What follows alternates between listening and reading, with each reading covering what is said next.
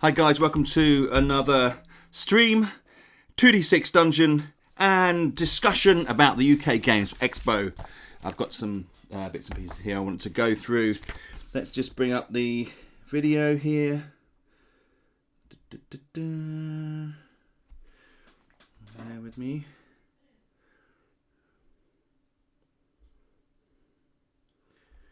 Here we are. Hey Kasak, how are you doing? Here we are. Hey Nick, that sounded good. Right, good. How was the expo? You buying interesting games for yours? Yeah, for yourself? Yeah, actually. Now there's this. Bear with me 1 second here. Wonder whether this is probably better. This is probably better. I'm going to plug in. Hang on. I need to be able to see the chat. For some reason, I don't know, there's a heart. When I have it on my tablet, the bottom right hand screen is a heart. Hi Brian, how you doing? Brian, how you doing? Okay. That's better. We'll do it that way. Just take this out of the way. Oh dear. All these bits and pieces. Okay, so I have every intention of discussing a little bit about the expo, how that went, and I've got a map I want to show you guys. Yeah, we can talk about the games. Let's talk about the games. Why not? And what board games did I get? Let me get the stack. Bear with me 1 sec.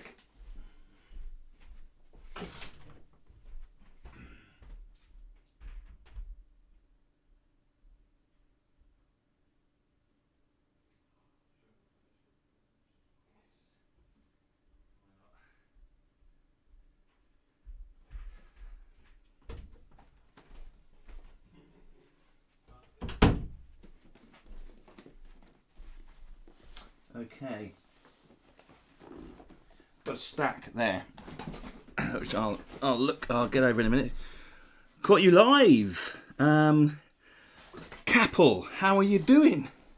Good to see you, my friend. So, as you will have known, last week we didn't do a stream, although we did a short live broadcast from the UK Games Expo on Sunday. And that was good. That went much better than I thought it was. I'd never done one of those before like that. I'm going to sneeze. Excuse me.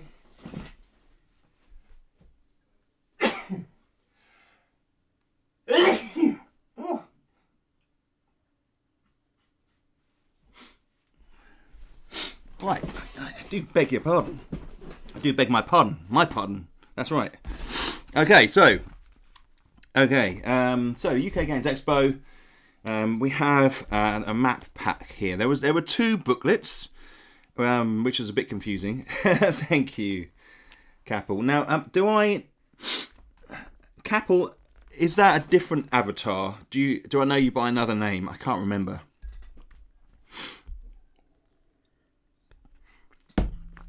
So this was the final. So this is Hall 1. You can see that. Hall 1. And we were Hall 2. We were here. Yes, I've got to zoom in for that one.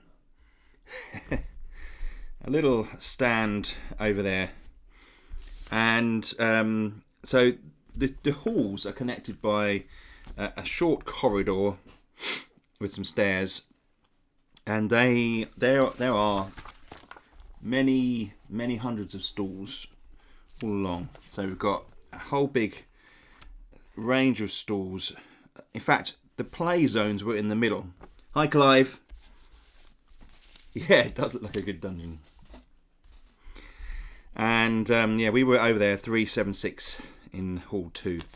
It's only a small stand, but you know, having said that, we got a lot on, and it was probably about the right size for our first stall. Next time I think we'll probably upgrade to another meter long. I think that'll be the ticket. and because basically, I think what we could have done was we had the Rad Zone stuff and the solo player stuff to one side, and then we had a table in the middle, which was round and quite large, and you could play the card game there. And then we needed another meter or two, maybe to have a table for demoing 2D6 Dungeon on. That would have been better.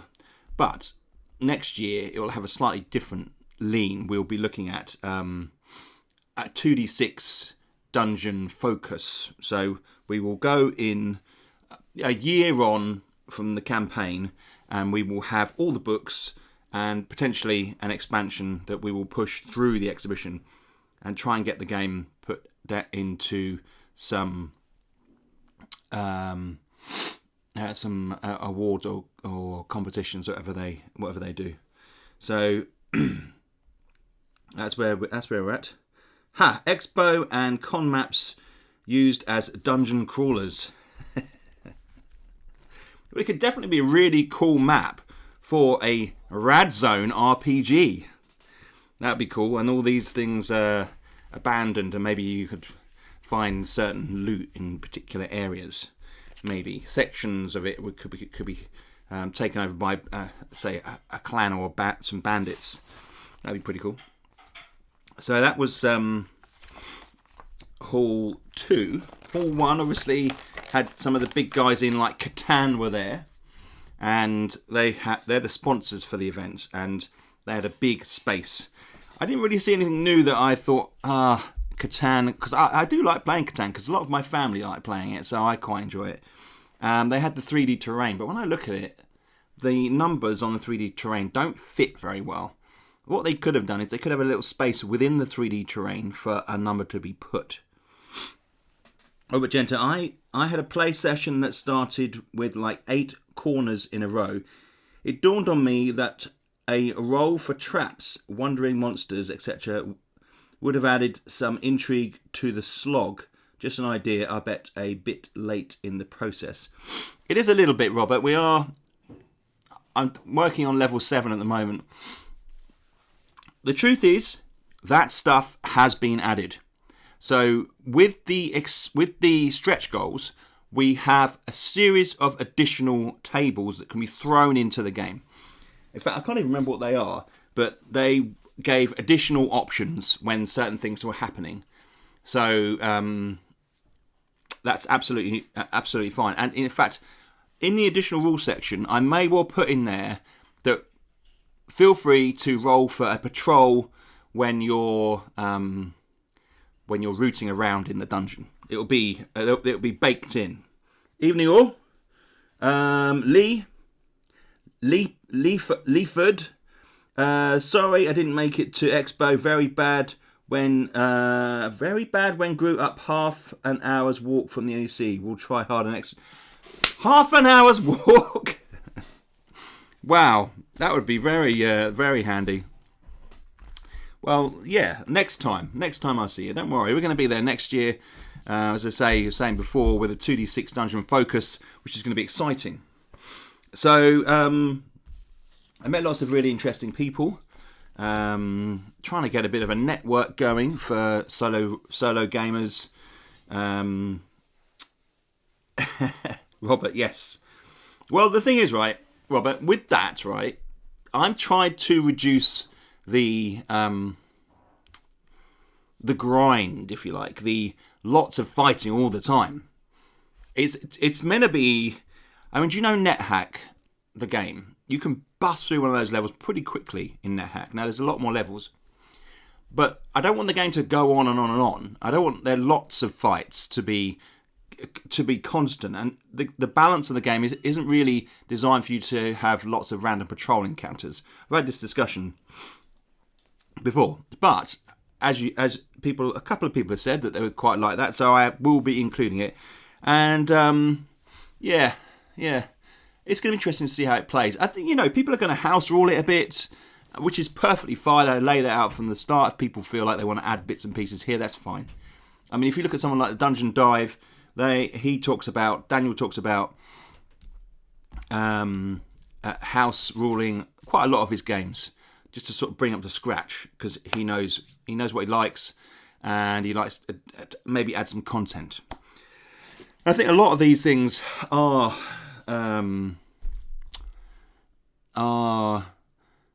subjective. You know, it sort of depends on your own style. Now, so I've tried to keep it in the middle a bit and not go too one way or the other.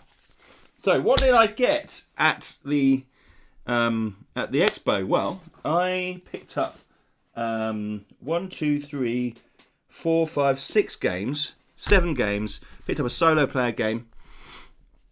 I wanted to do more of this, I just didn't get a chance. So I picked up. So the first thing I'm going to show you guys is Rune Cairn. Okay, now that is a solo player game.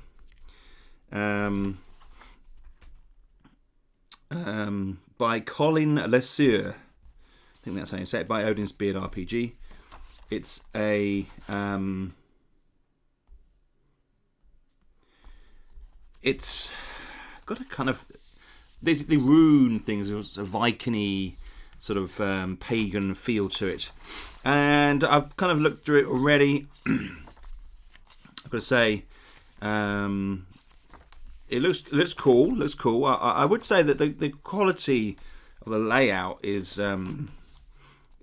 definitely not as good as I thought it would be. I'm interested to see how this plays.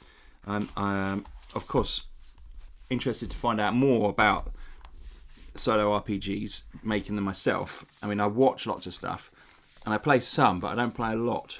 I just don't get time, to be honest. So there's Rune Cairn. It's highly recommended, so we're going to see how that goes. There hardly seems to be anything in it. I mean, a lot of the pages are half empty. I'm like, wow, okay, this is going to be really interesting. I'm going to read through that and give that a blast.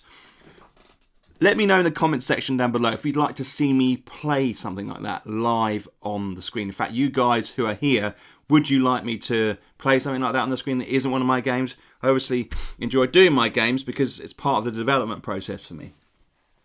Okay.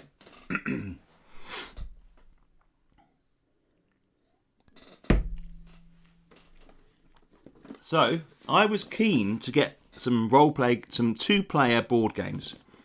Oh, incidentally, let's just explain this bit. Okay, we'll do these 2 first, right? So I've got these on the Waterstones stall. They were 20% off, so I thought, why not? So Targi, I think that's how you spell it, how you say it. And this is a 2-player version. I think the main game is more. And I want to get some games that I can play with my wife, Jo, who you would have seen in that video. And this was one of the ones that I've heard a lot about. It's an old, traditional, I think it's an older game. And doesn't say on the back what date it was originally. I think it's older anyway. So there's that one there. So I'll let you know how that goes. I got 7 Wonders Duel. It's got all these accreditations, all these awards. 2-player. Now, again, it's the 2-player version. I want to play that with the missus. Target's good. I have all the Cosmos 2-player series. There you go. Morning all. Hi Scott, how you doing? How is it out there? Hope it's not too hot. Right, then I got Star Wars X-Wing and the base set, which annoyingly is missing the models. It's got lots of it. I picked it up. It was heavier than the one next to it. There was a little note tucked in here. Look, little note tucked in that says, and it said the ships. The ships included. Can you see that? The ships included. But actually, that isn't the case. I couldn't believe this. Everything except the ships included. Well, this was part of the bring and buy section in the expo, and that's it's just the most amazing place. Everybody brings games to sell. you queue up for an hour to buy some, and you get so many bargains. People get games, play them once. I got Dune, which is a game I've been wanting to get for a long while. It's complex, but I am looking forward to giving it a go at some point.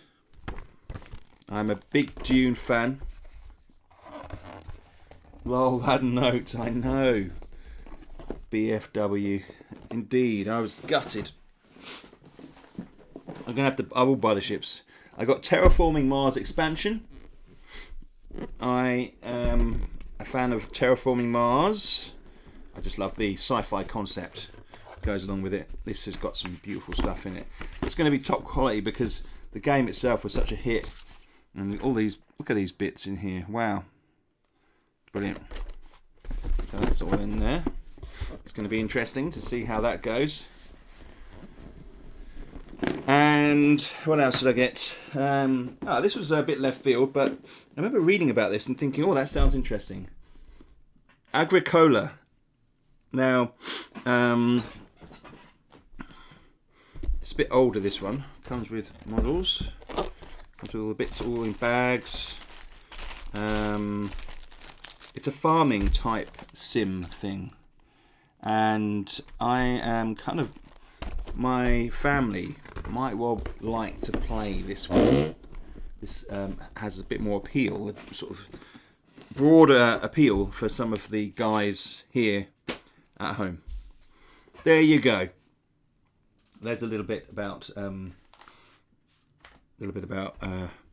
the games I got. It's quite a few games. Looking forward to playing those 2-player games to begin with. And my wife's like, yeah, let's do it. And so I'm happy husband. My Agricola I bought back in 2007. Yes, it's a fairly old game, that one. And to be honest, I don't mind that. I quite like looking at some of the older games. And apparently it's pretty good. Did you like it, Brian? Terraforming Mars Ares Expedition is a game, not... Oh! But Tiny Classic... Oh, I thought it was an expansion. Oh. Ares... Oh, Expedition.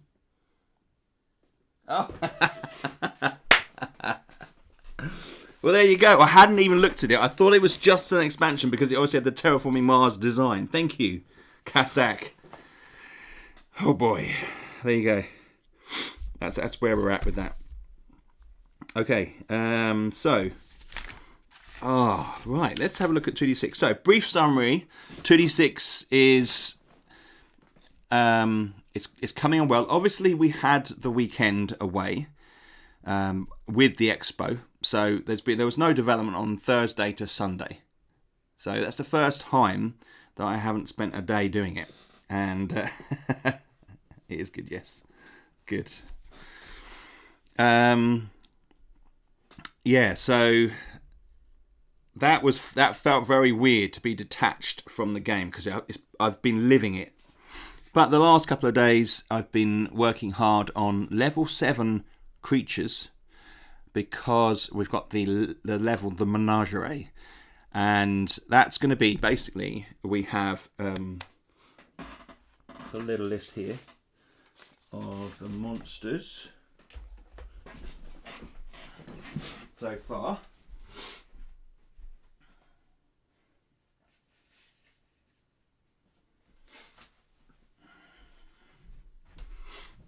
Again, it's the human Felicia. Hey, how are you doing? Good to see you. Oh, I like your sunflower picture. Is that an update? That looks like an update to me. I've got a bit of hay fever or some fluff has got in my face. So we have it's like a zoo in a sense. So we have the keeper. He's a really big guy, meaty. We've got the pen tamer, who potentially could be his partner. I don't know, but she's pretty beefy. We have some kind of some human beings which are a bit golemized. They're kind of they've been living in the dark for a long time and they've become animalistic. Two, the Escundi and the Murind. and they are kind of they roam around, and then we have the Terra Magnus, who's like the trapper who heads out and who finds these beasts that the pen tamer then will trap and bring down into the dungeon. And the whole reason and the whole ethos of this level has kind of struck me that it's about the dungeon folk breeding or keeping animals that it can release onto the surface because it's at war with the surface. Now this is going to tie in. Hey King Cool, how you doing? This will tie in with the lore of the game. So bearing in mind the expansion next year, I'm thinking about how that will slot in. You will be on the surface for the expansion because it's going to be over land. And one of the things I wanted to think about where the danger was going to come from. And suddenly level 7 presented a very realistic proposition because these creatures could be here to be released onto the surface. So we have a range of creatures that are all level 6, and these are the Earth Croc, the Scale Hound, the Vibrelect, the Morley Zane, and the Scuttle Cow. The last one being a type of insect. So there are a couple of insects there, some animals there. This is the base creatures. Would you mind slowing your inventory sheet for a bit? I'm not quite sure how to organise my inventory considering pouches and large items. Yes, I will. I will do that for you in a minute, King Cool. Felicia, really quick side question. Your card game Trade Nation, is it for sale anywhere? Didn't see a link on the website. It is on the website. We had it drgames.co.uk. If you go to the shop, I'm pretty sure it is on there. Hang on, let me just check with Boss. Joe, Trade Nation's on the website, isn't it? Yeah, but I just changed the price. Hi, Lee. What? How much am I putting on for? $16.99 or $19.99?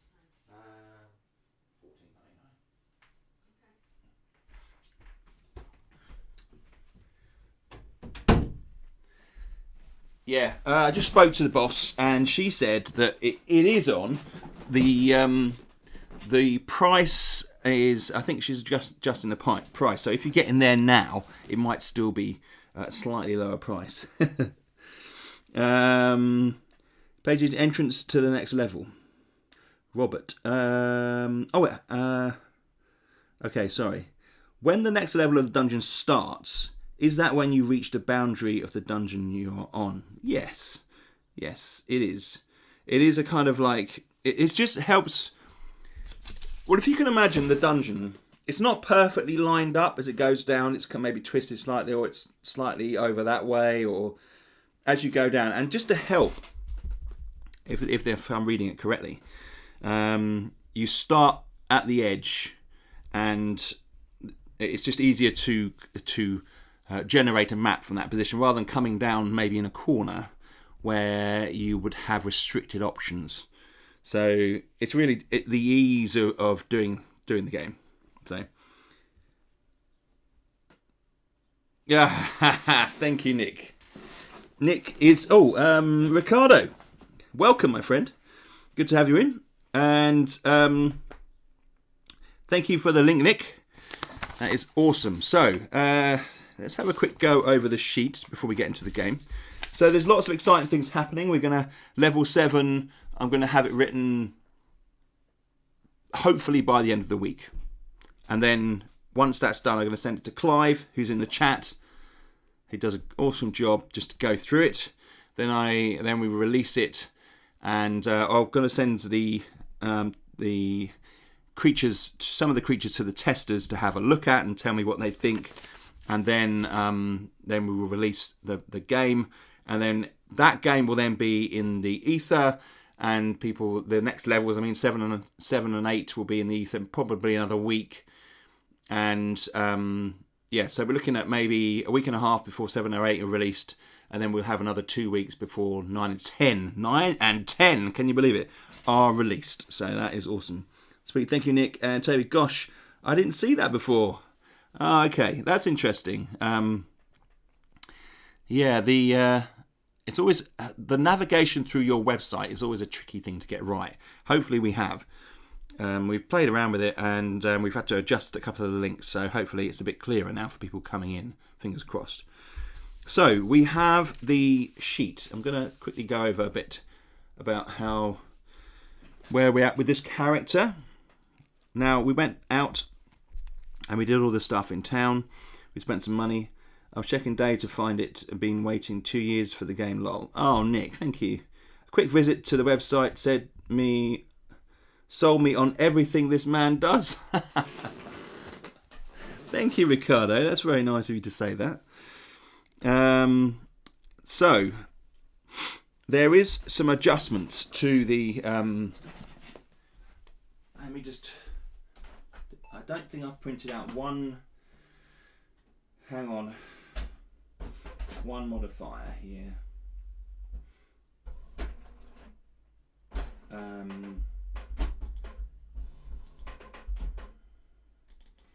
There has been a fair amount of chaos. I've got to print out the manoeuvres table. Print.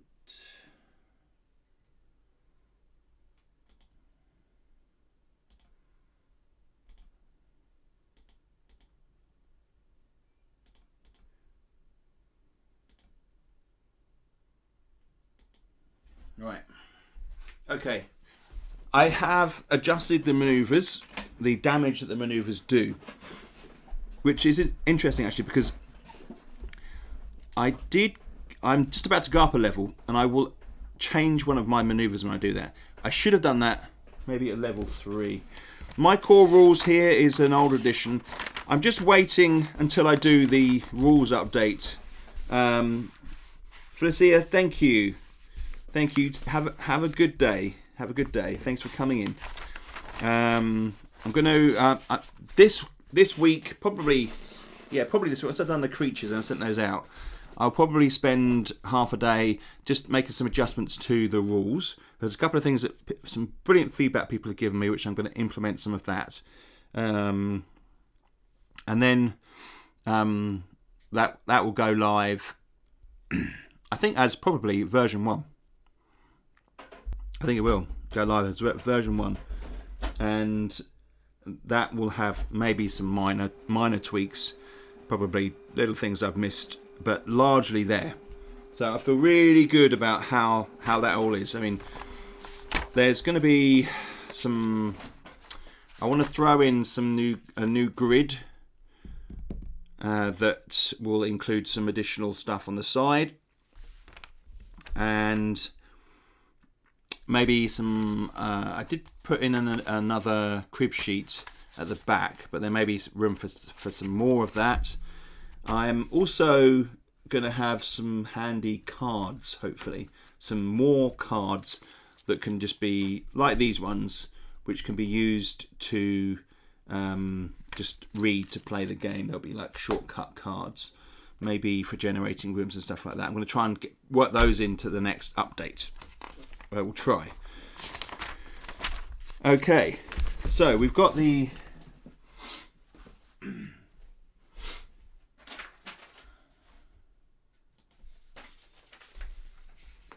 manoeuvres table.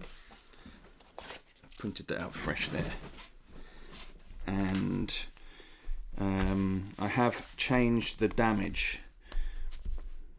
So pummel is 6 -1, rather than -2, and drubbing is +2. Okay, so I've upped it just a little bit. I'm looking at balancing how long the fights last for, so we'll see how that works. So that is slightly updated there, and I'm going to, once I gain another level, which we're not far away from, I will swap out a maneuver for a better maneuver, which will be interesting. So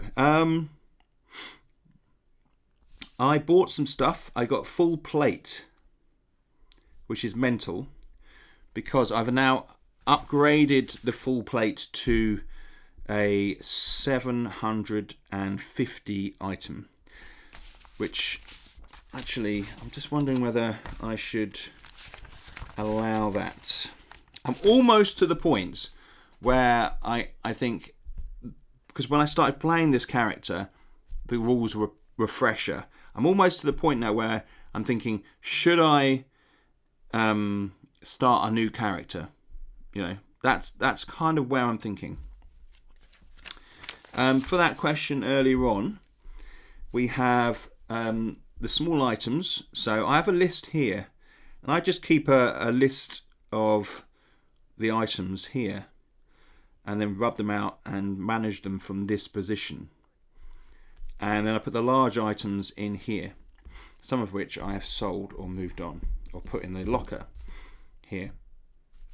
So just for argument's sake, I am going to print out the armor table as well, and I'm going to adjust. I'm going to take off the full plate because I think that's a little bit OP for level 3. Okay, so I personally don't think that people should have that plate. So I'm going to adjust it. I'm going to take it off.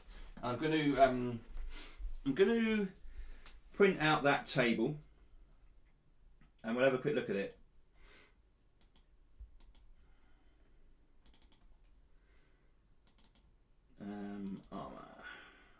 Armor.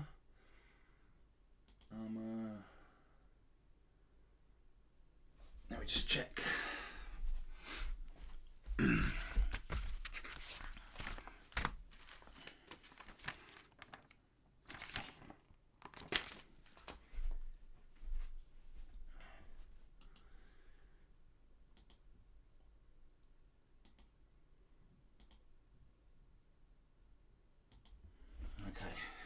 Then I'm going to take off the plate and credit myself that amount that I originally had the armor for, 250 gold, and I'm going to pick a different piece of armor. Just because I feel like that is too OP and it won't serve me a great deal in this particular session. So I will... Let's have a look at that. And then next week, hopefully we'll have. I'll print it all out again. And so it's 650 the plate now. Previously, I think it was something like 250. So if we say a scale jacket, which is -3. Let's have a look here. I'm going to pick something like long gauntlets. I've got 3 and 6 on the primaries and 2 and 3. So I need something like a 4. Yes, let's do that one there. We're going to do a scale jacket instead. Scale jacket. Which is 5 and 4 plus primary 2. So that means we've got primaries 2, 3, 4, 6 and secondaries 2, 3, 4. Okay. On there. Brilliant. So we have some potions. Potion of constancy, which I will take maybe beginning of next. We've got next level. We've got extra healing, shrapnel burst bomb, mighty strength. So I thought one thing I would also point out quickly before we start is that with level 6, and we're obviously not there yet, we're on level 3, we have sequence rooms, what did I call them? Rooms that are designed to follow one another. So they're sequences of 3 rooms. Room sequences. Cody, how are you doing? How was the expo? I watched some other videos on people exploring the expo. Pretty cool. It was very cool. There's so much stuff there. It's a bit mind-blowing. And I was knackered because I was there for the 3 days. I described it all at the beginning of the video, Cody. So I'm not going to go over it again now, my friend. But I will. But you can always check it back. But safe to say, I had a great experience. And we got DR Games out there. Some people were very interested. Became late backers for 2D6 as well. So very pleased with how it went. There is a video, I think you were there, Cody, weren't you? Of me looking around it a little bit. So yeah, it was really exciting. So and it's -3 damage on these ones. Okay. We just about survived. We escaped to the town here, and then we came back, and we are rolling. We've rolled for the size of this room, but we don't know what the room is. So we're going to have a look at that.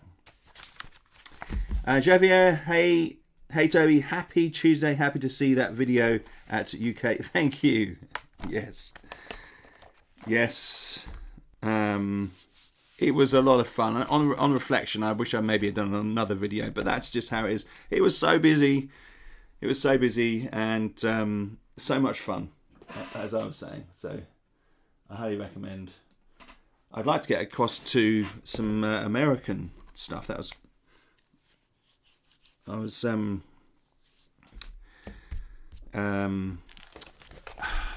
thinking, I've got so many Americans, you awesome guys, who watch me and back the game. I'd like to come over there to a con and set up a stall. That'd be wicked. I'll be looking for someone to put us up for a couple of nights. Right. Yes. Oh, by the way, I checked out the expansion you showed off, and I believe you mentioned it was on your website, but I couldn't find it. I'll check again. It is now. I kind of want to do it next year. Probably tricky with my wife, my 9-year-old and 1-year-old. Right. Javier, where are you? So you're based in America, aren't you? So you're thinking about coming across? Is that what you're saying? Right. So we have. Oh, and when I did the update last week I did miss out a couple of things, and I went back and put them back in. So Edinburgh. Okay. So it may be that if things are missing on the last week's download, you'd have to re-download that file, because I upload all the content to the same reference. We have a PretsCon in my area you could come to, lol. I know the folks that host that. That sounds good. I'm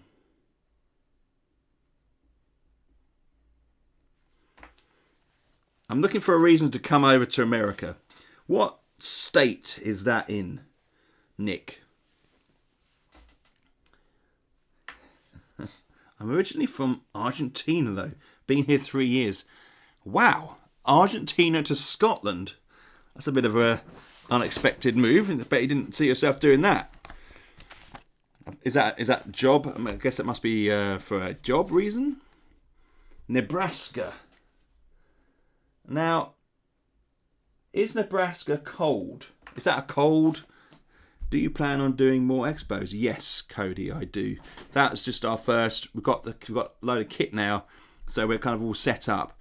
I'm gonna look around this year to do another one in the UK, and then next year it will be the expo again.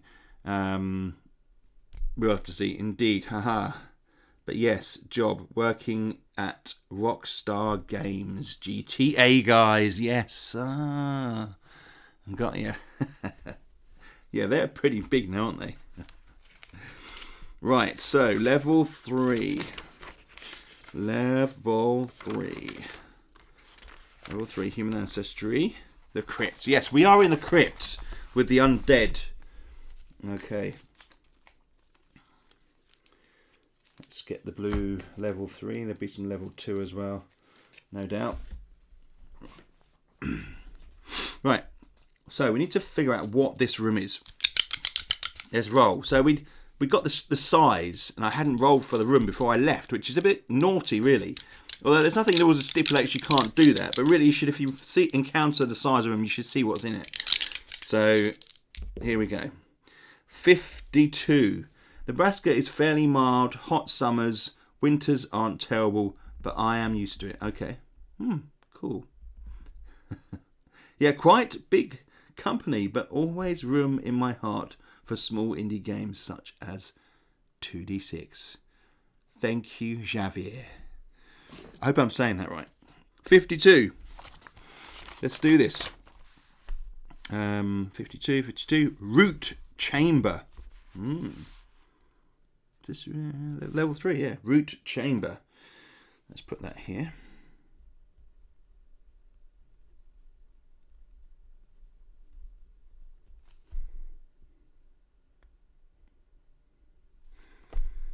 All right.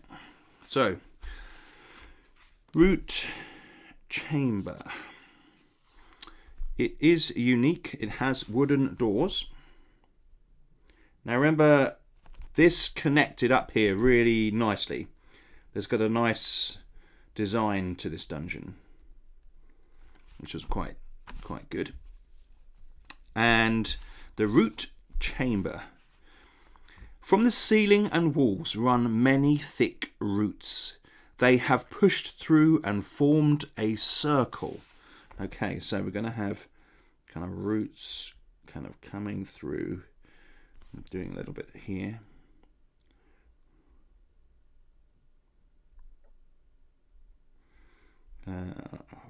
Okay, roots.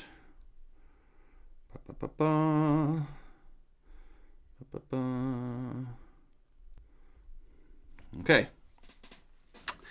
Now, try pronouncing it as Javier. And you'll get it, but you almost had it. Unai, how you doing? Good to see you. Hello, everybody. I can finally catch a live stream. Always during work hours for me, so joining when I can to show support. Thank you. I appreciate the support. Nailed it. Javier. I should have realised. It's a bit like Jose Mourinho, isn't it? No one says that right. Javier. So the J is a H sound. Okay. Right. So, the encounter. If applied correctly, you can make an offering to Radicina for one. I've corrected this already. The Root Chamber. This is an old thing. This has been corrected. 1 FP into the root nest. So I can make an offering to Radicina. Here she is. Talking about other types of card, we will have the herb cards soon as well.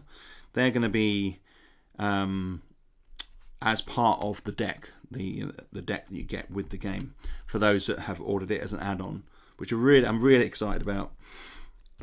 Right, so let's have a look here. So Radicina, this is a special chamber to Radicina, and I am going to check my inventory. What have we got here? Seeds, roots, mushrooms, vegetables, acorns, pearls. I don't have any pearls, which would get me 2 points. 3 points. In fact, in Spanish, we laugh as yeah, rather than ha ha ha ha.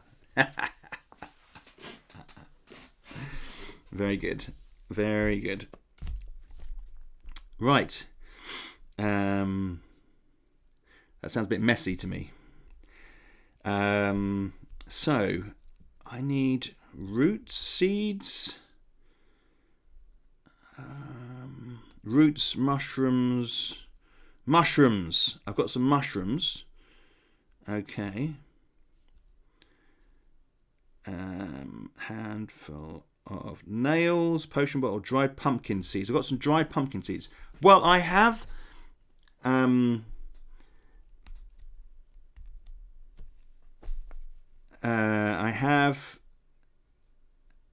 mushrooms, so I'm going to do that. I'm going to take one of the mushrooms off and put that down to 2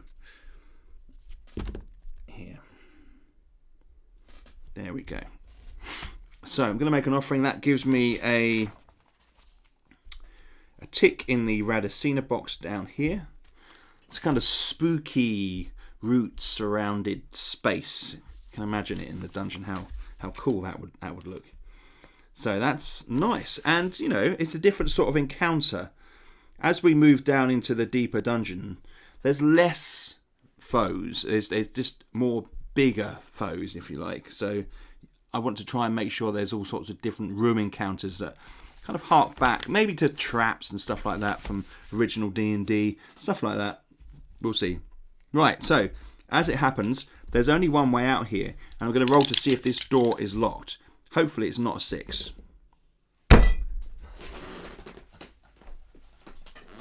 It is locked. Okay, so that is locked. This door here, I'm going to put a little L there, and I'm going to see how good the lock is. 6. All right. So it's not a very good lock, which is a relief. I do have lockpicks. I've got a lockpick at 1 use left on the lockpick. Or I can wait for the door to be opened, and it will basically be an ambush. Wait for someone to come through the door. Some locks, just look at the rules here. You may, of course, choose to follow another path. If you wait, you must face an enemy in combat. To establish who you will fight, roll on the patrol table for that level. So I'm inclined to save the lockpick for a chest, if you see what I mean. And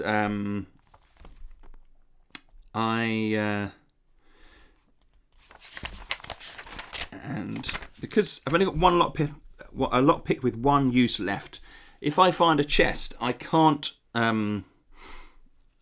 wait for that to be opened. So I'm going to wait for the door, and I'm going to roll on the patrol table for that level and save my lockpick. Okay, so we'll have some kind of encounter in this space after all. So let's just get the encounter table, the patrol table. Here we go. Level 3 patrol table. Here, roll a d6. 2, a banished, which are relatively easy. Let me just pick that out. One of the nice things about creating the monsters is that it's really nice to be able to expand out the lore of the game as I do it. Really enjoy that side of it. Well, I enjoy it all really, but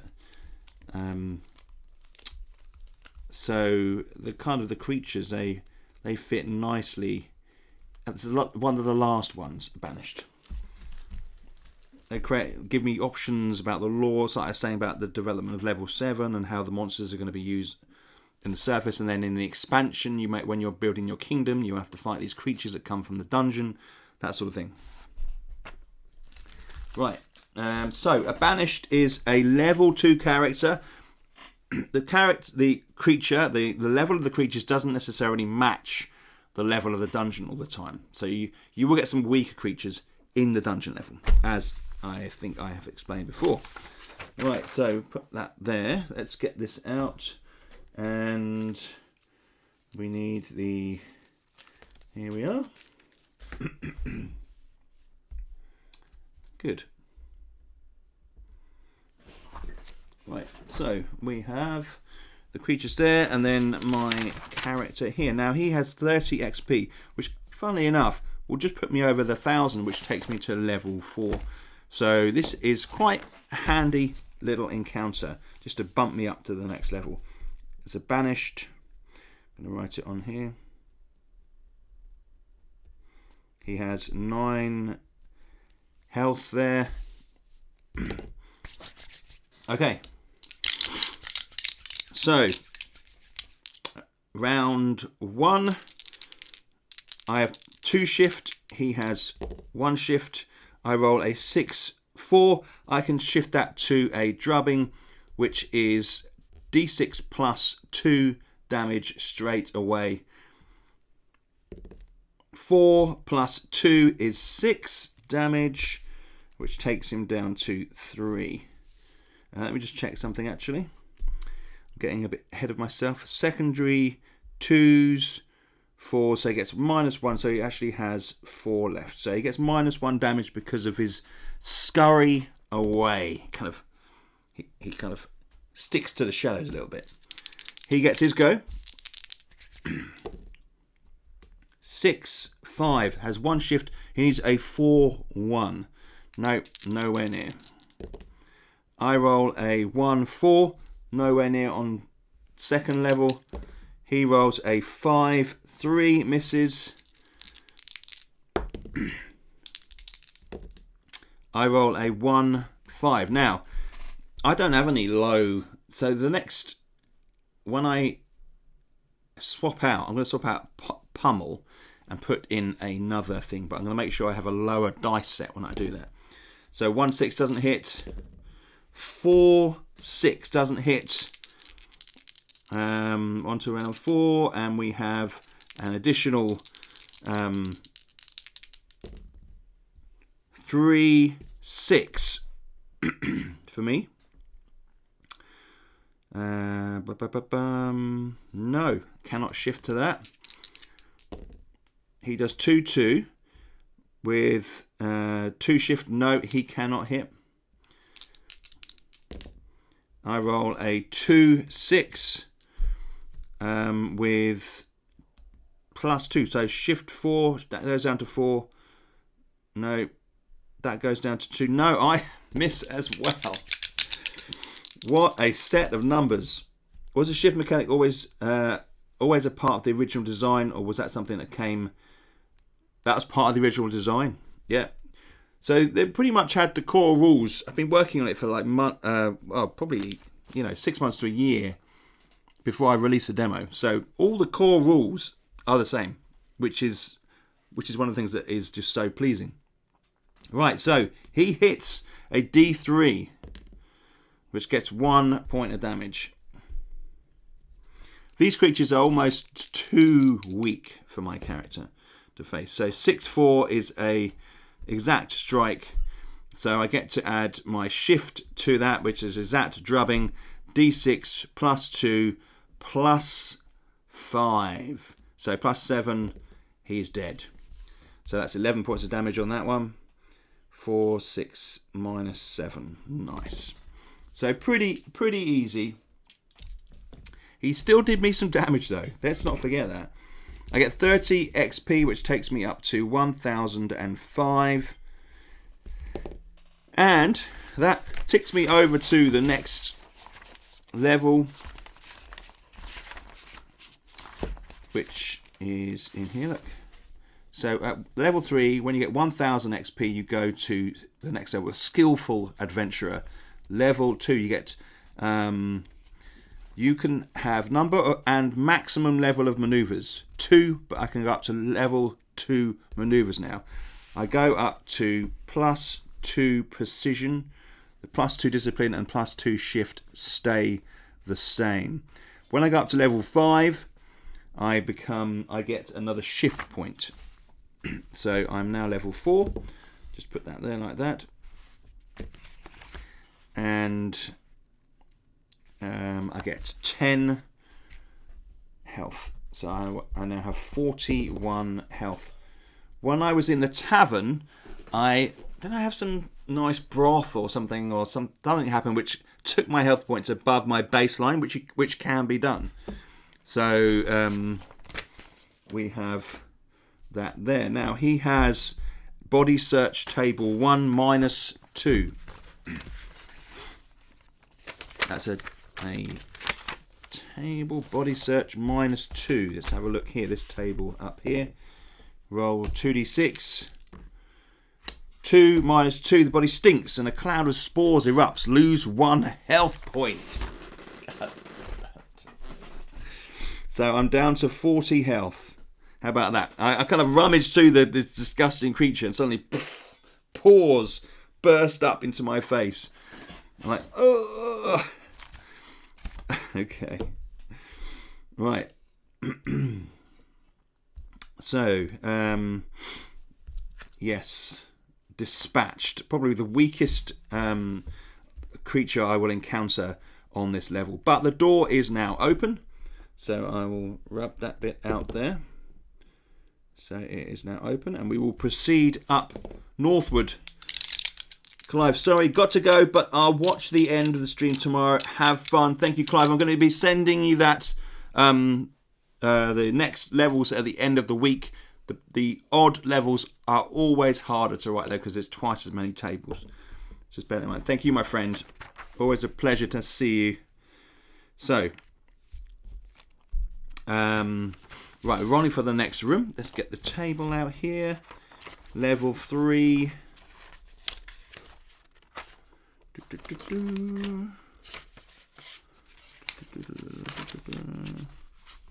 Level 3 human ancestry.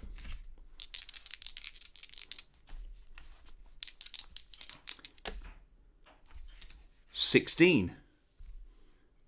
The urn store. All right. Okay.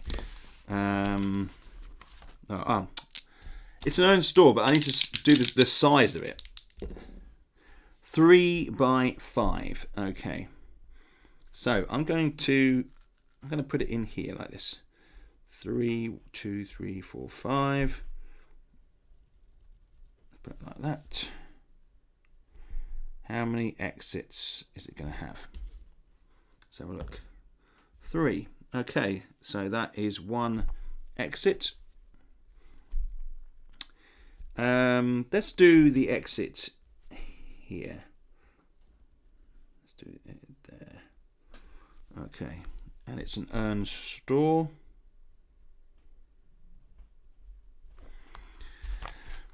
Okay. So, the urn store. The room is lined with stone ledges on which are cremation urns and pots full of dead flowers. Okay. Turtle go! How are you doing, my friend? Don't forget to change your maneuver. Thank you, Brian. That is exactly what I forgot to know. I'm going to swap out my maneuver. I get access to level 2 maneuvers. So... let's have a look. I need one that has a lower initial... I might go blunt thrash. Yes, let's do that. Let's see what that does. It's got a 2. Blunt thrash.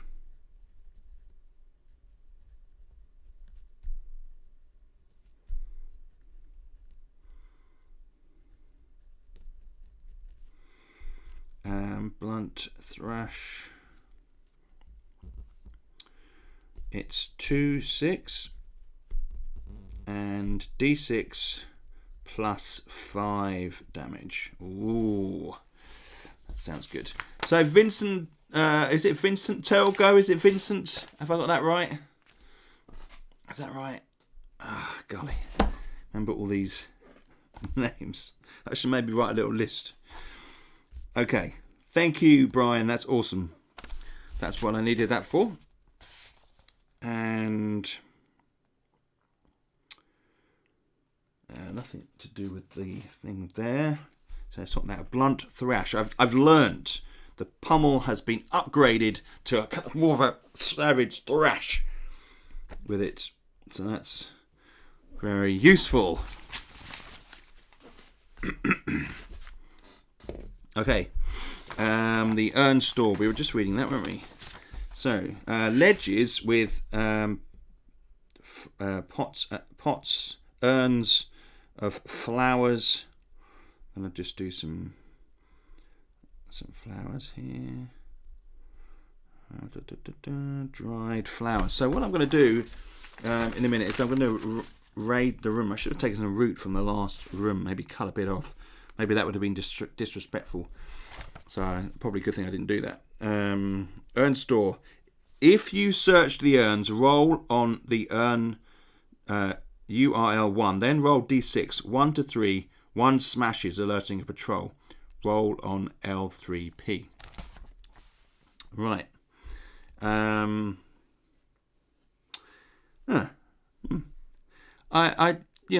not going to search these urns. I'm going to leave them. Just out of a sign of respect, I can see these have been lined up, ready to put on the grave. So I've decided I'm just going to leave them for this particular room. We don't always need to search them. I just get this feeling that I feel like I should move forward from this space across the dungeon. So we have wooden doors on this one. Let's check this wooden door. 6, and it's locked. 5. Okay, good. We can just move straight on from there. Through this passageway here. 6 by 4. Okay.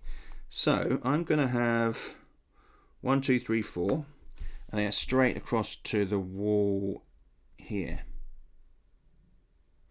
So if there's 2 exits, there'll be 1 up, 1 below. If there's 1, I'm going to have to go up that way. And this corner of the dungeon will be left empty. Let's have a look. How many exits have we got? We have 1 exit, so we are going this way. Okay, so this section of the dungeon has no way into it, which is the first time we've had that with the dungeon where it's such a large space, I think. Looking at the other ones. There's 1 over there, 1 behind the throne, and then 1 in the middle, yeah. So it does happen. I mean, you're never necessarily going to cover the entire map, which is fine, especially seeing this is a bigger space, this one. All right, so what is in this room? Let's roll for human ancestry again. 35. 35 is a headstone store. So we've hit like a storage area of the dungeon. Headstone store.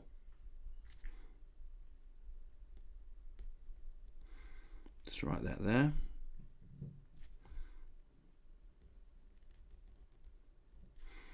So let's read this. Lines of headstones have been placed along the walls, stacked for storage. 1 is smashed. There are some boxes of stone here, some leather cord as well, Oh, incidentally, I am going to take some dried flowers. I don't know what use that will have for me from the last space, and I'm going to just put in some headstones here.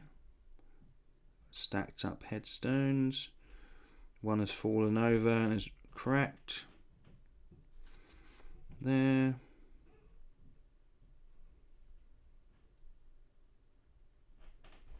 Put like that there. Headstones.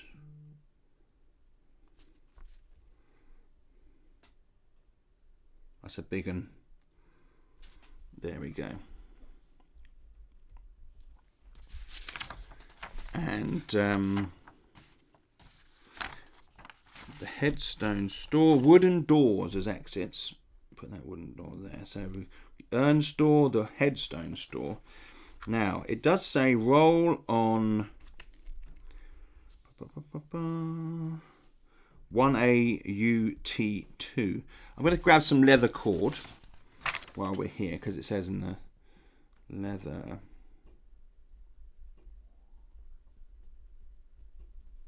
cord there, and put that on my thing. That could be handy for fixing some leather armor. And roll on 1A. Here we go. This is a lot of table here. 56. Interesting. Strangely, this room seems to be a shroud of dark mist. You stumble around feeling with your hands. Roll a d6. 1 to 2 you find an urn. Roll on URL 1. 3 to 4 you find nothing. 5 to 6, your hands feel something moist and sticky. You pull away in disgust. A zombie emerges from the dark. You must fight it. Right, okay, let's do this. 4, I find nothing.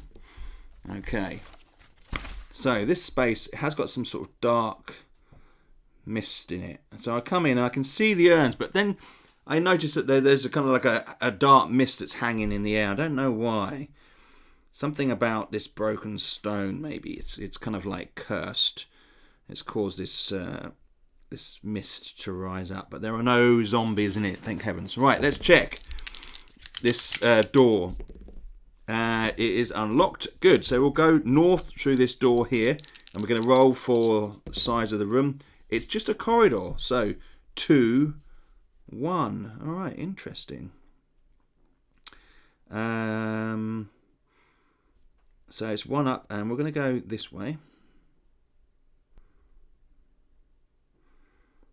And see how many exits. It's got 1 exit.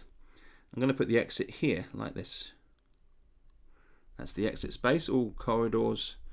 So it creates like an L there. Nice. And then we're going to roll to see this space up here. And it's 5, 5. Okay, so that's a double. And wow, so it's 10 by 8. It opens out into a massive room. So we're going to squeeze this in. So 10 by 8. 1, 2, 3, 4, 5, 6, 7, 8, 9, 10. Wow. 1, 2, 3, 4, 5, 6, 7, 8. Wow, that's about as big as it gets. All right. Okay, let's have a look. So that's going to be a large room. We'll roll on. Wow. I just rolled a 1 for exits. Okay, now, in this circumstance, I'm going to apply the secret passage rule. We'll talk about that after I've encountered the room. The master bedroom, potentially, but it will be a large space. It's not the final room by any means, but I think that we can say that there's probably maybe explored slightly over. I'm going to go with the secret exit room rule. So we find a secret exit leads us further into the dungeon. So we'll look into that in a second. Let's just find out what this large room is.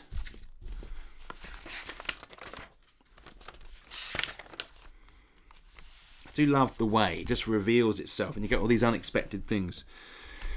All right, 2d6, 11. It is a crypt. There are 6 ornate stone sarcophagi here. If you check a sarcophagus, roll on SLT2. For everyone you check, face a patrol. If you survive, roll on L3. If you survive, roll on L3P. Okay, so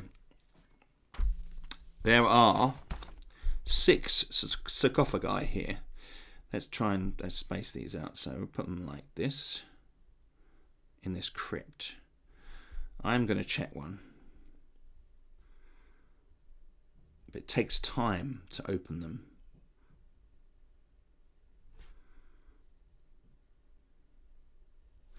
There's some kind of like pillars in the room here.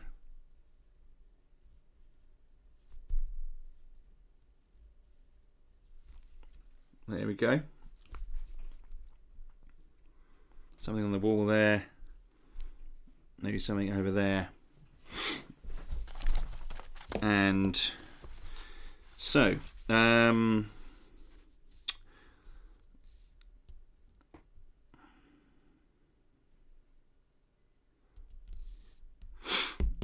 right. So, there's a little note here. The wording on here could be slightly better. Level 3, large rooms.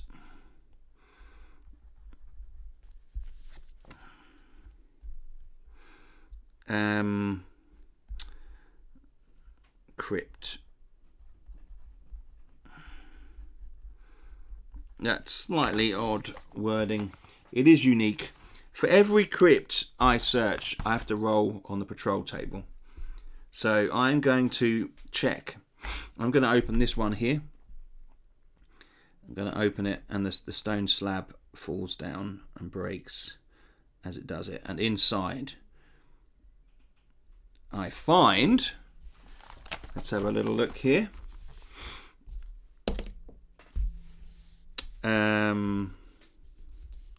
SLT2.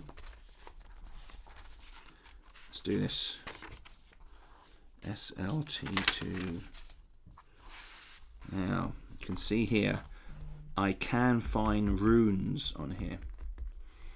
So, it's the reward is there if you search. Sarcophagus loot table. I need to roll an 11, or in fact a 9.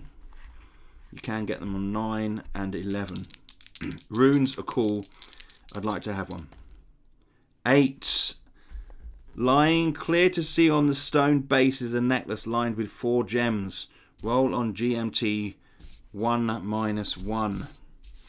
Okay. It's a precious necklace. Let me put this down here. Necklace. What gems did I get? 4 gems in a necklace. Let's just have a little look here. What gem? It's -1. 5, 4 rubies. 4. And what did it say? Did I miss the quality? What's the quality?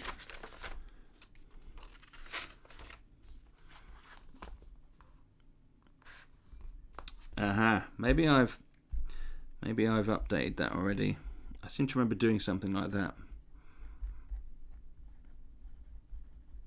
We'll say mid quality. Mid quality, 4 rubies. I'm writing this on my. That's not bad. That is not a bad find at all. But it took some time to get that lid off the sarcophagus, and it made a bit of a noise. So I am facing a patrol for the level. Let's see what I'm facing. Here we go. Level 3 patrol. 5. A heedless. Okay. Heedless. Let's get the heedless out.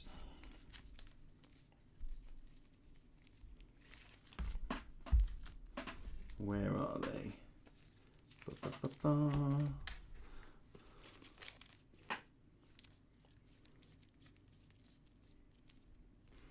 Here we go. Here's a level 2.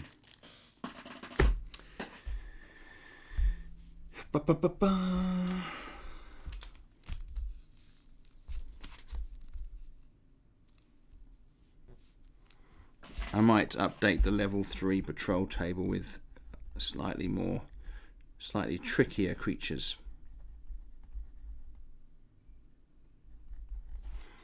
Or maybe 2. Maybe 2. Right, so we've got round 1. I am using my new blunt thrash as well with this particular encounter, so it's going to be interesting to see how that goes. Here we are. That looks alright, just about there. Good. Round 1. Are the heedless Scottish man without a head? Heedless. They may well be. 6-1, 2 shift. I can't quite take it to the drubbing. Someone did write headless. They are heedless, and the heedless are they're lists of heedlessness. They do not heed anything. Right, 6-1, 5-5 they need, so they have quite good leather armor. So that's going to affect the scores. 4-5. Round 2 shifts get that to 6 and a 5. 6. No, I can't shift anything there. I haven't had very good rolls for this so far. 2-1 on the heedless. He misses. 6-6. That is a critical strike. So I get to pick my particular. He has 13, by the way. He has 13. Let me write him in. Heedless.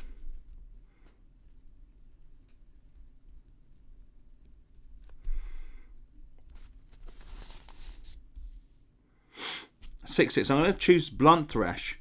I also add the shift to it. So it's D6 plus 7. 12 damage, which takes him down to 1. Yeah, definitely going to up the level 3 patrol table. All right. Okay, maybe there will be like 2. Maybe we'll add a little bit more in there. It's good. It's good to see. Getting that balance is fine, but this is what all the testing's about. Just sort of to check this out. Right, round 2. He gets to strike, and he hits 5/5. So that means he does D3 plus 1 damage. He does 3 damage. Takes me down to 37. Alright. I am far too powerful for this guy. Taking note. 4, 5. I can take it to the drubbing, which is D6 plus 2. And he is dead. 5, 7. You should never have messed with me. And it's pouch table 2 and 48 experience, which gives me 153, and pouch table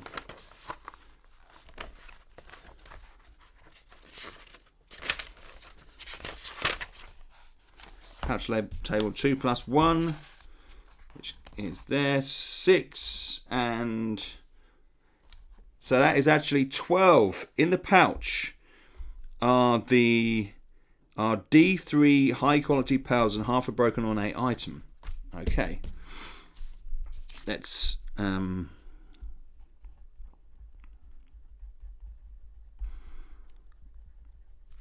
get that. D3 high quality pearls. How many is that? 1 high quality pearl. And half ornate item, which is in the random tables here. And D6, 3, half a silver cross, worth half a silver cross.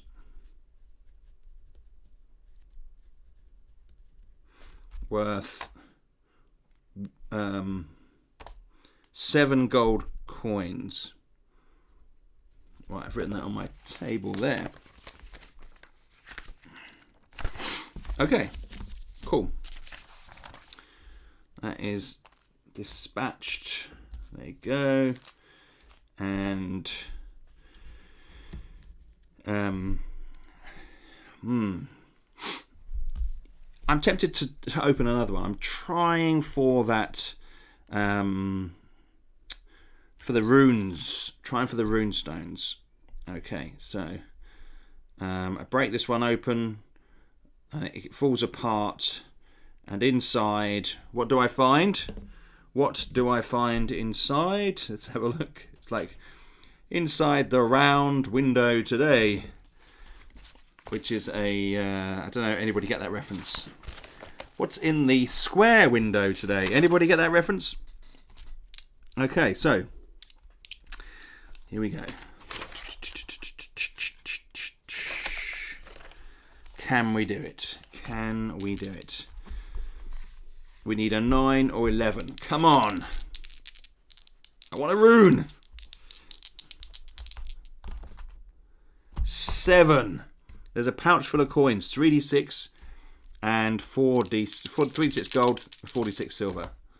So 8, 11 gold.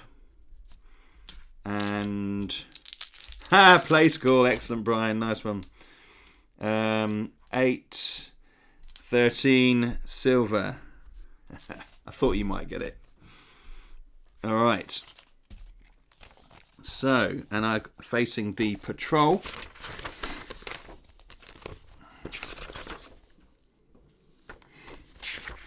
I might put roll twice on the patrol.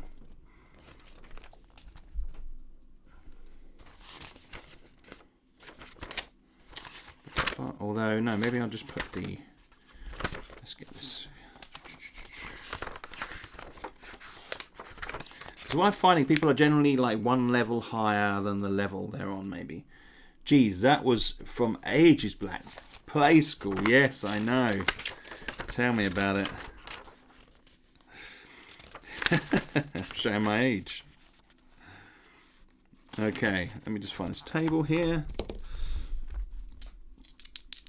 Right, let's do 3 the Vanished. These guys don't... Here we go. The Vanished. Let's try this one.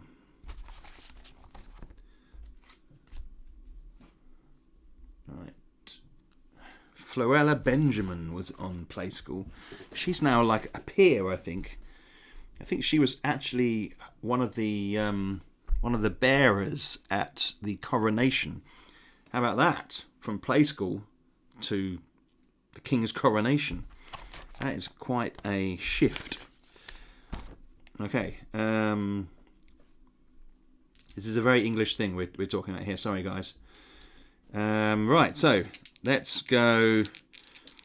Let's go now. This guy's a bit more of a challenge. He's got more maneuvers. So let's do this. Round 1, I attack first. He has appeared. 6-2. Wow, I can shift that to the drubbing, which is D6 plus 2. He has 12. He vanished. He has 12. And so that's 6-2 plus 2. And that is 5 points of damage. Okay. Round 1 still. Here's go. He's got a number of maneuvers. You know what I didn't check? His armor. Just been bashing away. So that was 6-4. On secondary 4s and 6 and primary 1s. Okay, so he has -2 damage to that. So he actually did prevent some of that damage with his dark aura. Lol, they interrupt both your attacks. Yes, they do. I just realised that. Yes, that's fine. That's I'm okay with that. Secondary 6s, primary 1s, yeah, good. Have to go to work. Hope you find the rune. 3rd time is the charm. Yeah, we'll just have to see. Just to see whether we do another one. Probably will. Right, so his attack. I saw it in the end. I was there. I know my game. Most of the time. 2-4. He can shift to dagger stab. He does. 1 point of damage. It's getting a bit messy up here. So I'm down to 36. All right. Round 2. 5-6.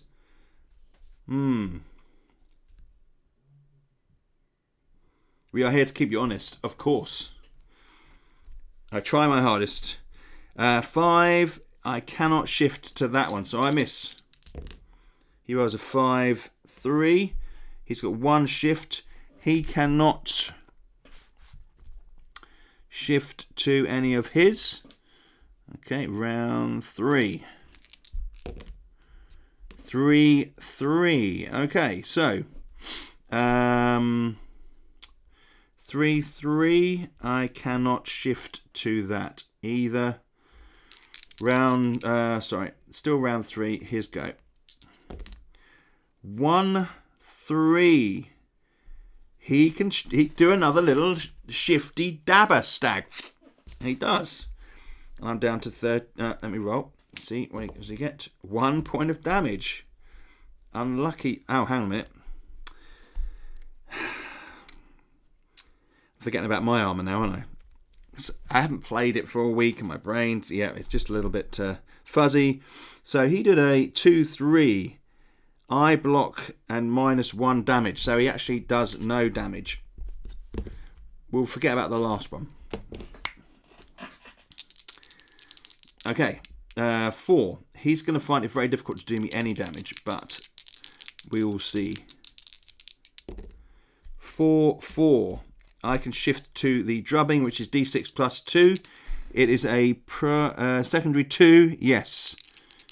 He does -1, so it's D6 plus 1, which is 2 points of damage.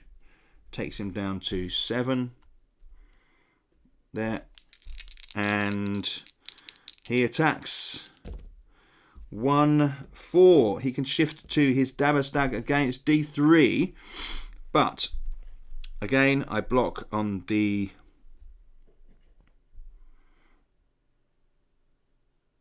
It is a primary 2, actually, that I -3 damage.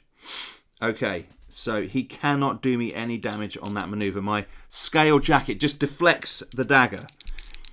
This is the point where if he cannot do any damage to me, then he can do a little bit of damage with the D6. With his dagger stab, he cannot do any damage. On the which one?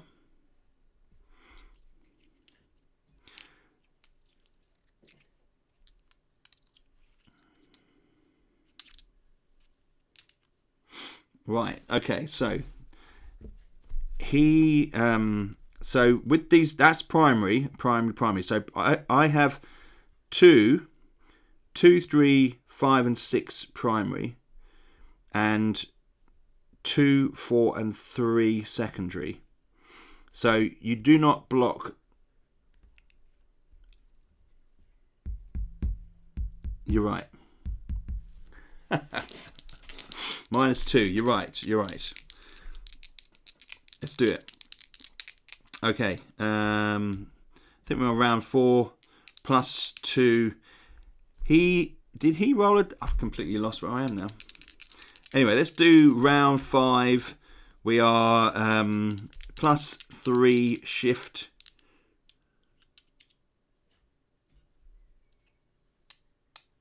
Should have been 1 damage. Okay. We'll just proceed from here. Okay. Oh, I need a... Excuse me. Picked up the wrong die. Let's do this. 5, 1. I +2, 4. So I can do 3. That takes it to the drubbing. He defends a secondary 4 for -2. So it is 6. You're right. 6 damage. Takes him down to 1.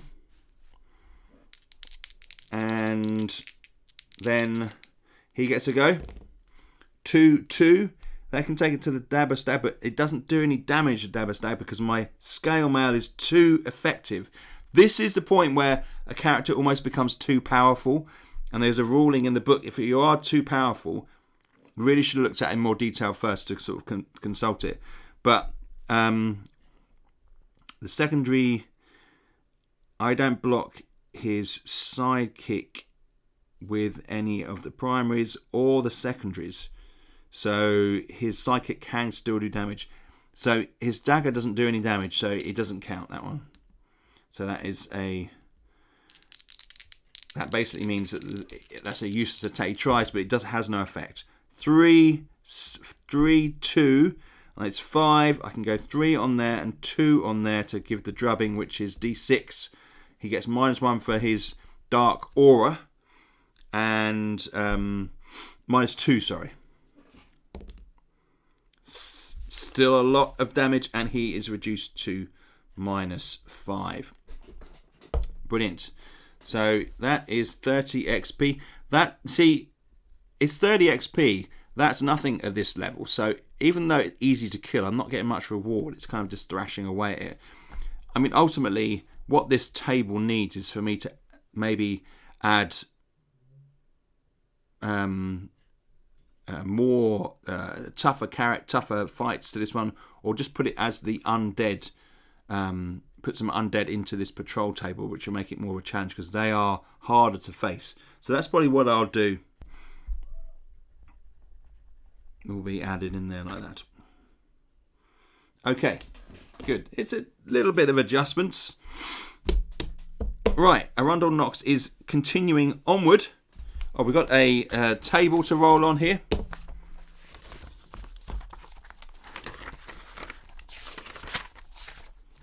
Pouch table 2 minus 2. Here we go. 6 plus 7 minus 2 is 5. There are 2d6 plus 5 silver coins in a pouch. I will roll that up here. So that's 8 minus plus 5, 13 silver coins written onto my table. You could rewrite as the undead rise from that searched crypt. Yes, exactly. That is a good point. That is a very good point. Crypt undead rise. And it would make it more of a challenge, wouldn't it? Definitely. Good call, Nick. Right. So I'm going to let's do that rule. So let's roll on an undead this time. I'm going to try one more crypt.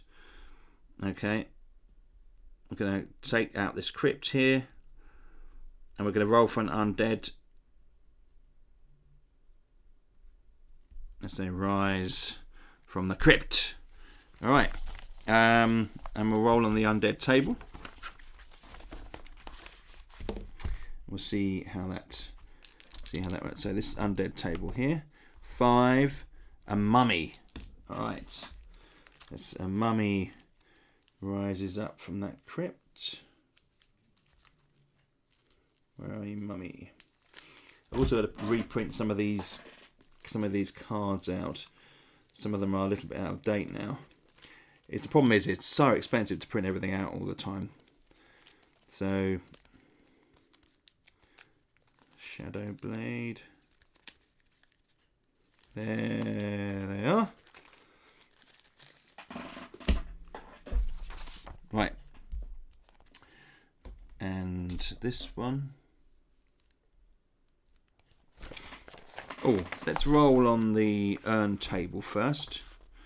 Although it really should face the mummy and then roll on the table. Don't let me forget. I probably will with everything going on. Right. 1. And the mummy. Now, a bit tougher. Let's go mummy down here.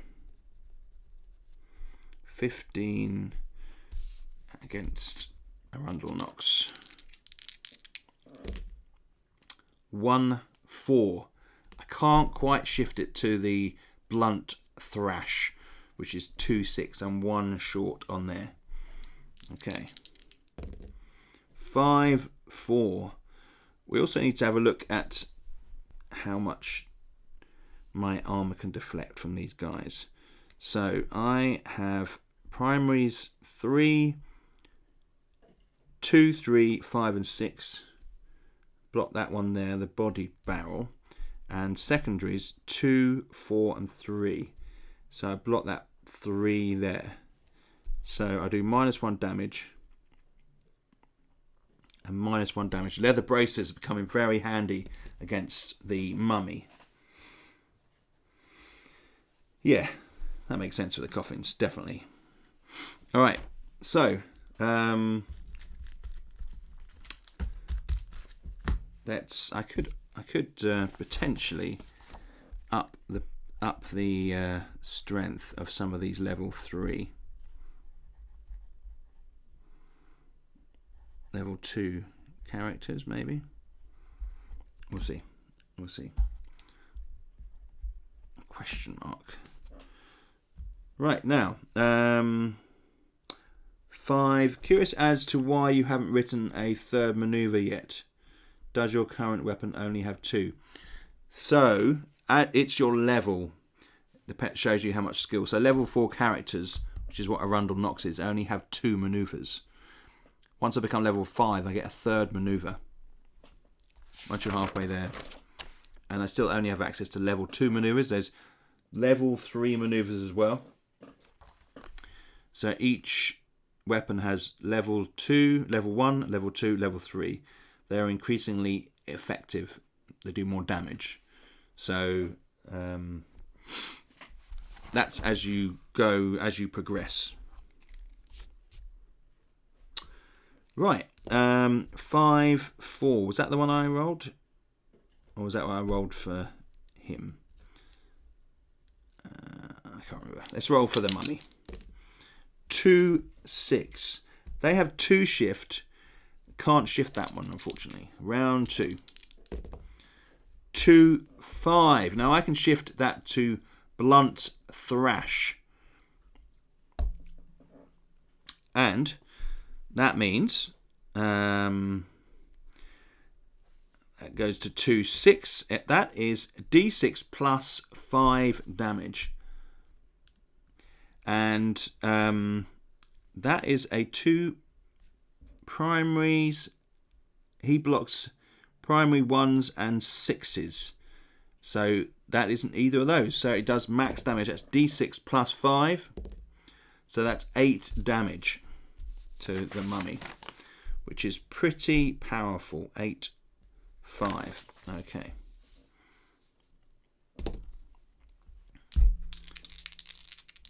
It's his hit. 5, 6, which doesn't get anywhere near any of his set. Round 3. Round 3. 3, 4.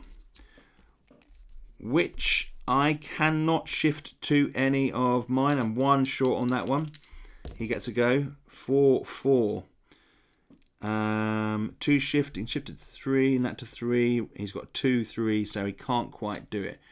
Round 4. 3, 1. I have plus 1 shift. And so I can go 4. No, I can't reach any of mine. He gets a go. 4, 6. Wow. 2, 3. You could go 2. He's got plus 3 shift. 2 on there. No, he can't do it either. Round 5. Here we go.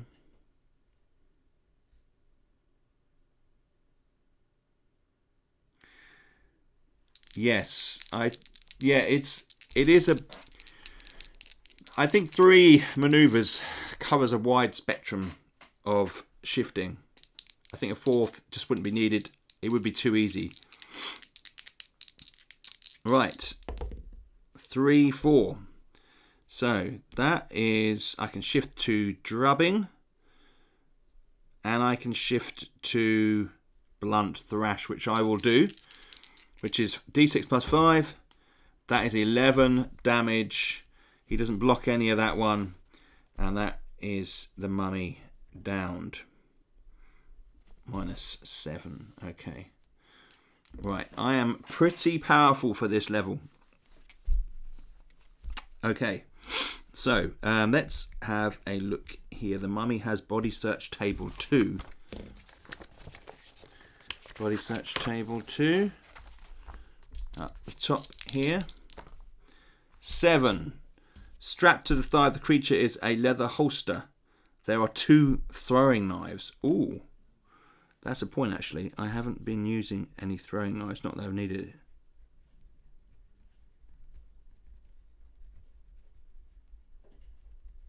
it. Okay, right, no problem. Get rid of the mummy.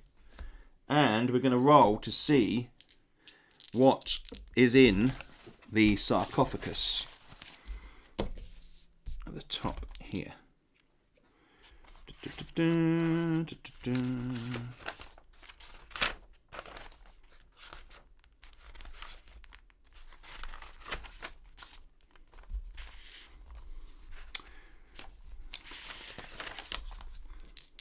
Yes.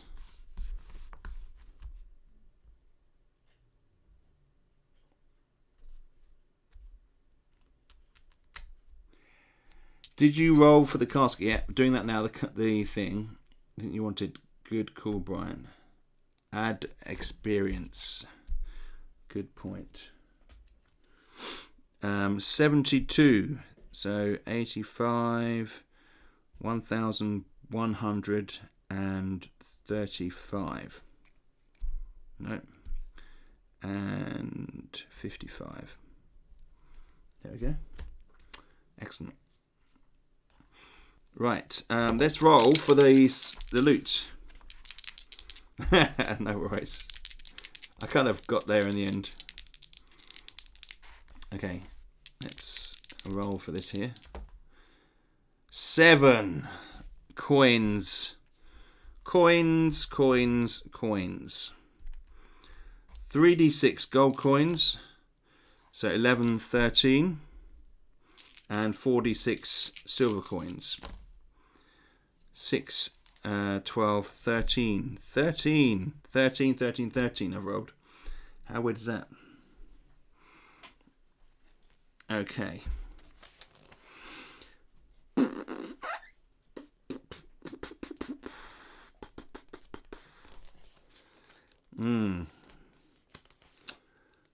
That is what it is.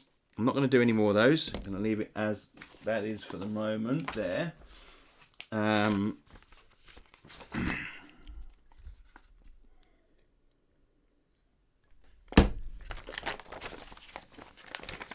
had a bit of a thrashing around in there, so I will update that rule, that situation. So let's have a quick look here. So we have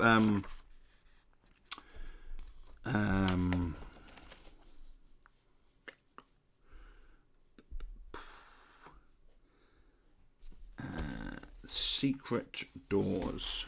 If you reach a point where you can go no further and less than 50% of the level generated, do not add the stairs down. Instead, select the room with the most empty space around it and add a wooden door exit. Label it as S and generate the new room as normal. You cannot use a secret door to backtrack to previous rooms. The door itself is one way only. Okay. Do you have plans for future games that focus on overland exploration, maybe in the same universe as 2D6? I do indeed, Cody. So, as I create this game, I'm in the back of my mind, I kind of mentioned it a little bit earlier on, hinted at it anyway, that I will be later this year, or next year, they're thinking about the time scale, probably next year, I will do an expansion, and it's going to be called something like Kingdoms or Barony, or there'll be some cool word that I come up with that will describe a kingdom. And that will be basically, there'll be the town or the village town you live in, and then there'll be some land, maybe that you own some of that land, and that land you can then buy strips of land and businesses, and you'll get a retinue and employees who you can manage. Domain, yeah, that's not bad. That's not a bad one. Domain. Yeah, we've got one of the levels is called Domain, which might be a bit confusing in the dungeon, the domain.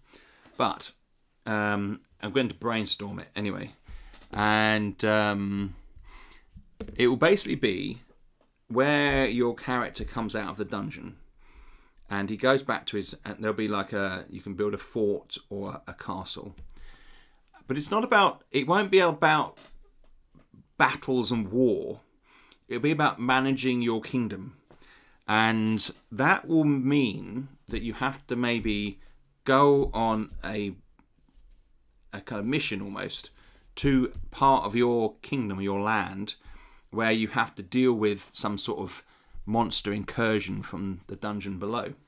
Now, you may employ people to do that and just generate a result of what happened. Maybe some land, stuff got destroyed.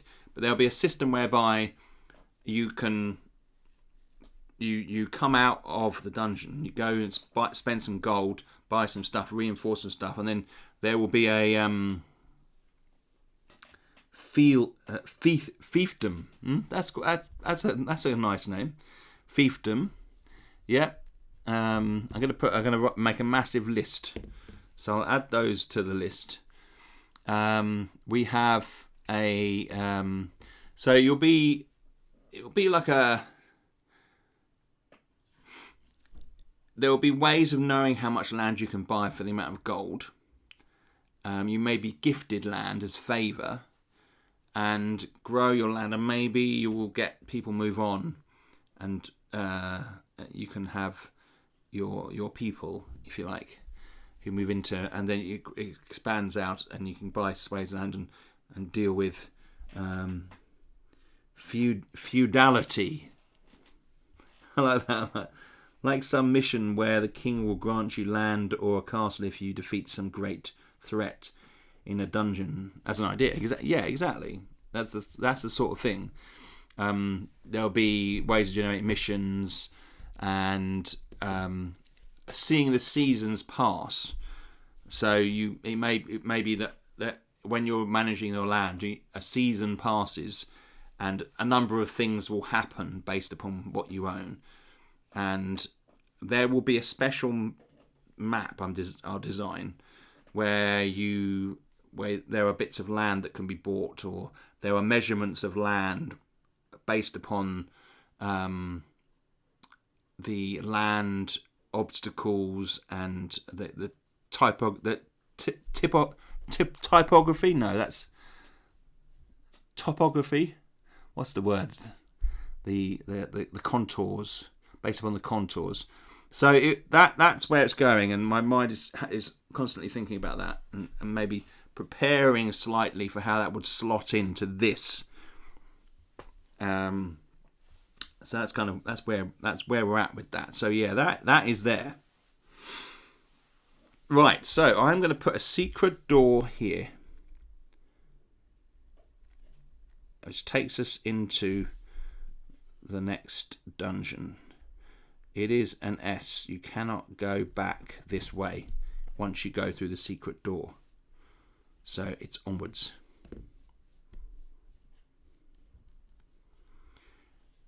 Yes, your log game I am going to be developing further, by the way, Nick.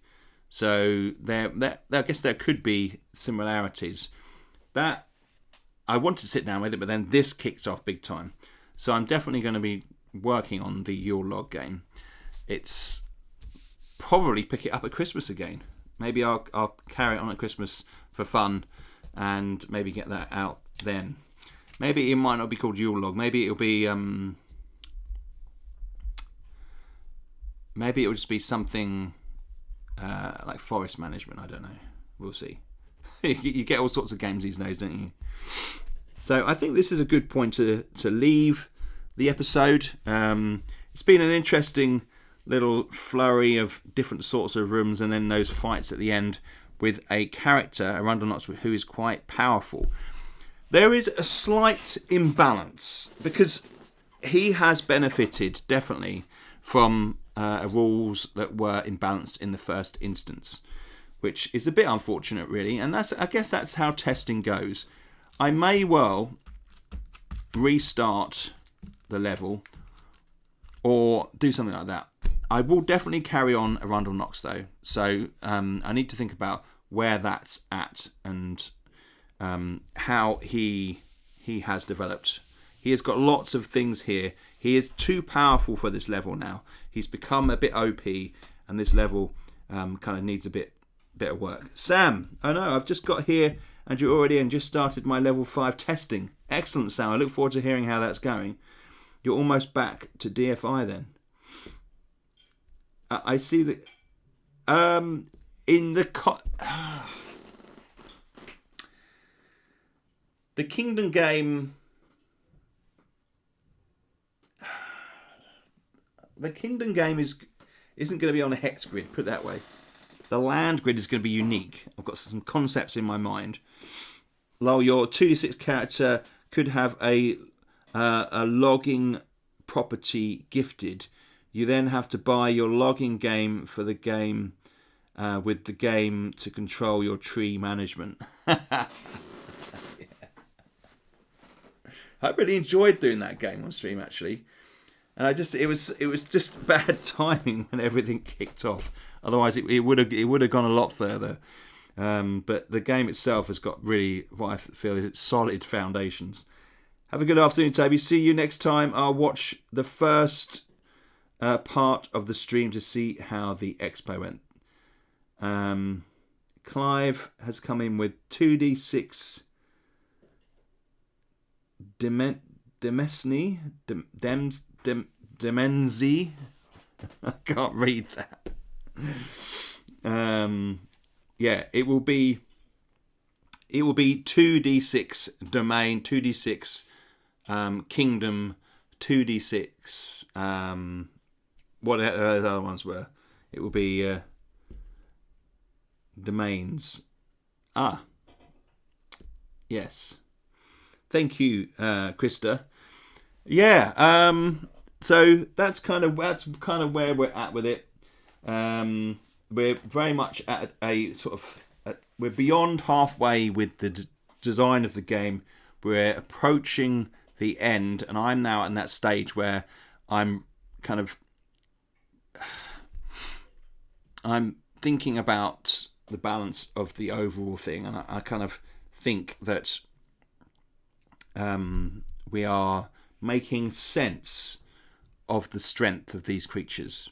I think we kind of got to that point where we are understanding a bit more about the effect of the armor, the power of the maneuvers, the weaknesses of the creatures, and I can try to balance that out a bit more. So I'm probably going to increase the abilities of the level 2 and 3 creatures, because we do advance quite quickly. Like I said, domain lol, yes. Land attached to a manor and retain for the owner's own use. Yes. I do like domain.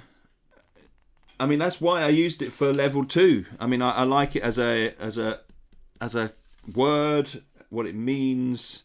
So it may well be that may be the word. I'm going to have a look and see what I come up with. So, yeah.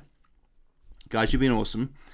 I'm still a little bit tired from the weekend, so it's not a mammoth session. I will. So goals for this week, we have a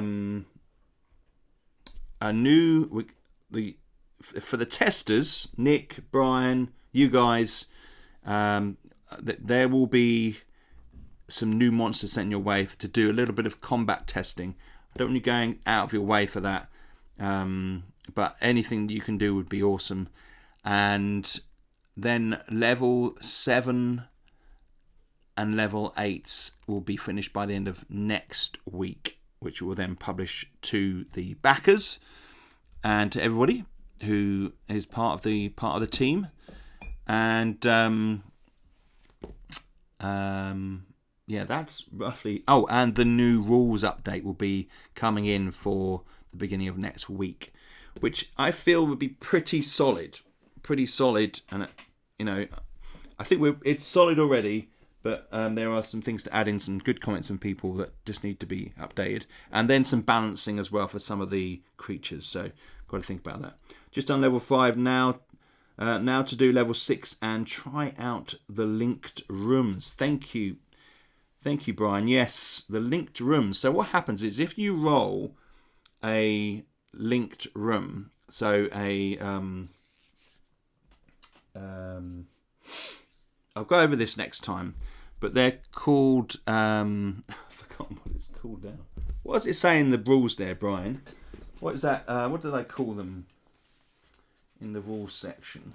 I haven't got it here. Room sequences, I think. Room sequence. And the room sequence will be so basically if you roll one of them, you start that room sequence with the first room in the sequence, and then once you finish that room, the room that you move forward to, not backwards, is part of that sequence, and they end with a pretty tough creature, each one of them, and they're kind of themed, because as we get deeper, there's less randomness to it. In a sense, you're kind of entering into the darker domain of a lair where creatures have more control over larger areas of that level. So that's kind of where we're at with that. There will be more to come on that. It's a slight change. I'm also going to add a bit of flavor text for each level at the beginning before the tables. So that's going to just kind of explain a bit about what those levels are and why, what can be expected. So kind of the atmosphere, a bit of lore. All right, awesome. Okay, guys, great stuff. I will catch up with you very soon. Keep an eye out for the updates, and have a good week. Okay, all right then, guys. See you later. Thanks.